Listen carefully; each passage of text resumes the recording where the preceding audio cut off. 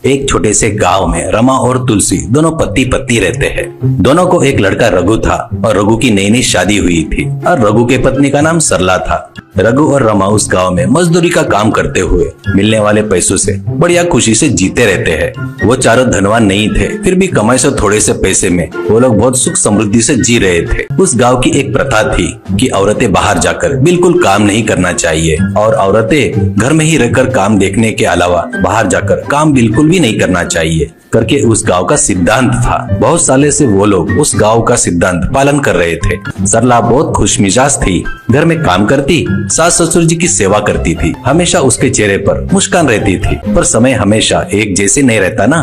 एक दिन उनकी परिस्थिति बदल जाती है। ससुर जी राम जी खटिया पकड़ लेते हैं, इससे उनके खाने के वांदे होने लगते हैं। इससे सरला अपनी सासू माँ को दुखी होते हुए कहती है, वो नहीं सासू माँ, अभी सिर्फ वो अकेले ही काम पर जा रहे हैं, इससे अपना घर चलना मुश्किल हो रहा है। ससुर जी को अच्छे दवाइयाँ नहीं दिए तो वो जल्दी ठीक कैसे होंगे। ऐसा कहती है तो सासू माँ, सच है बेटी सरला, तुम बिल्कुल सही कह रही हो, पर क्या करना चाहिए समझ में नहीं आ रहा है बेटी। चलो कुछ करके दो घरों में काम करने के लिए जाएंगे करके पूछे बोले तो औरत को बाहर काम के लिए जाना नहीं करके बोलते हैं। बस ये प्रथा से बहुत तकलीफ हो रही है। कहते हुए सासू माँ भी दुखी होती है, पर सरला का मन नहीं मानता और वो रात में पति रघु को खाना परोसते हुए, अरे सुनो, मैं एक बात कहना चाहती हूँ, आप गलत तो नहीं सोचोगे ना। ऐसा कहती है तो वो बात सुनकर रघु, सरला मैं गलत सोचूंगा, ऐसी बात नहीं करोगी ये मुझे पता है, बगैर कुछ सोचे बोलो क्या हुआ, ऐसा कहता है तो सरला, वो नहीं जी, मुझे एक विचार आया है। मैं खाना बनाना अच्छा जानती हूँ, वो भी मैं बनाए सो सब्जी अगर अपन बेचे तो अपने को पैसे मिलेंगे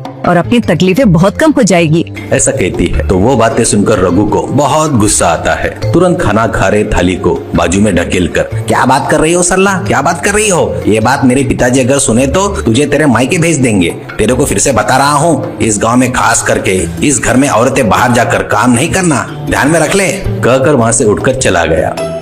सरला के आंखों में पानी आ जाता है, पर कुछ कर नहीं पाने से मायूस होकर अपने घर के बगीचे में बैठी थी। तभी सासू माँ सरला के पास आती है और सरला से सासू माँ, सरला तूने बताई सो बात मैंने सुनी, इन मूर्खों को कितना भी बताया तो वो समझ में नहीं आता। तुम क्या करना चाहती हो, इन किसी को भी पता नहीं चलना ऐसा मैं रास्ता सोचा है करके कहती है। ये बात सुनते ही सरला को हिम्मत आती है और तुरंत सरला, मैं फिश करी बहुत अच्छे से पकाती हूँ, फिलहाल तो फिश करी राइस करके बनाने की सोच रही हूँ। वो बात सुनकर सासू माँ, शुभ हो बेटी तेरा, तेरे हाथों का खाना अमृत जैसा रहता है। पहले अपन किसी को पता नहीं चलना ऐसे चुपचाप खास करके अपने घर वालों को पता नहीं चलना ऐसे प्रयत्न करेंगे। ऐसा कहती है।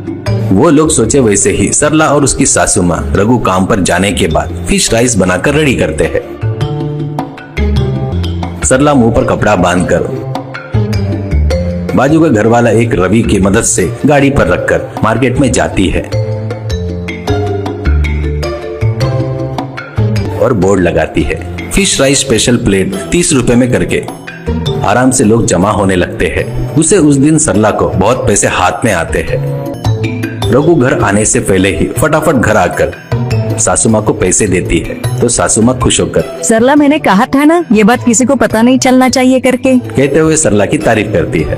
कुछ दिन गुजर जाते हैं। उनके घर की जरूरतें भी रघु को बगैर पता चले ही दवाइयों को खर्चा वगैरह सब ठीक से चल रहा था।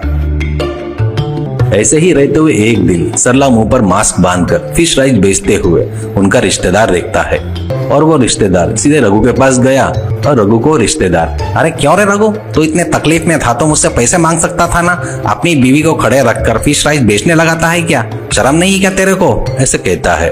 तो वो बात सुनकर रघु को बहुत ही गुस्सा आता है और वो फटाफट घर आता है और सरला को गुस्से से बुलाता है। सरला डरते हुए रघु के सामने आती है तो तुरंत रघु, सरला आज से तुम मेरी पत्नी नहीं हो, घर से निकल जाओ, इतनी हिम्मत हो गई तेरी, मैंने मना करने के बाद भी रोड पर जाकर बेच रही हो फिश राइस, जाकर वही बेच ले, ऐसा कहता है। सरला के आंखों में पानी भर जाता है और सरला कुछ कहने ही जा रही थी तो खटिया पर पड़े रघु के पिताजी, अरे रघु मुंह बंद कर, मेरी बहू मेरे घर की लक्ष्मी है, उसकी वजह से रोज दवाइयाँ आ रही है, मेरी तबीयत ठीक हो रही है, किसने बताया रे औरतें बाहर जाकर काम नहीं करना करके, तेरी माँ और सरला कितनी तकलीफी झेल रही है पता है क्या, कम से कम तेरी पत्नी और तेरी माँ ने कभी नहीं मांगा कि मुझे पैसे चाहिए करके, बहुत मेहनत कर रही है।